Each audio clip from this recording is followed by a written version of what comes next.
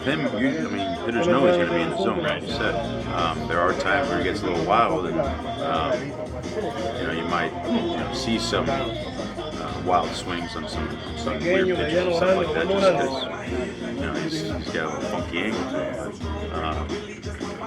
For the most part, hitters know he's going to be in the zone, but that's a good thing. We want some type of action within those first 3 pitches. He was doing a good job of that today. Is he the guy you thought, you've seen him, obviously, but now you didn't catch him? Is he the same guy you thought he was, or is there something? Pretty much what I thought. Just from talking with season, talking with Chris, the off-season, nothing that surprised me.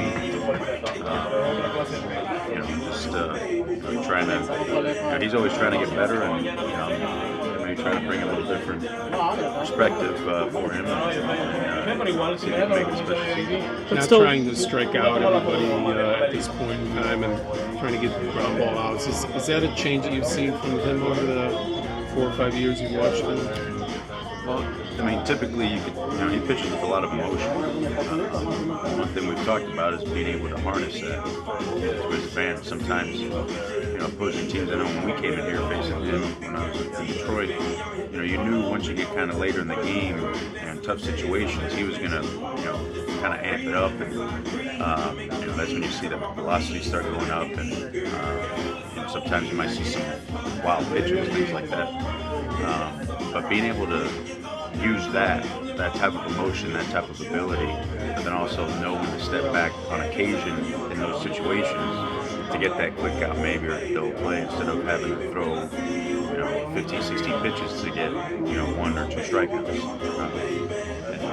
All that kind of correlates. We've talked about that in spring training a little bit as far as not only being efficient, but being able to kind of harness that and know when to use that, know when to back off, and kind of play that off each other. Alex, 15 games is less than 10% of the season, but you've been on clubs that have gotten off to good starts. How important is it to have the record that you already have, 10-5 through the first 15? It's important. You want to get off to a good start, but I've always been a firm believer on this.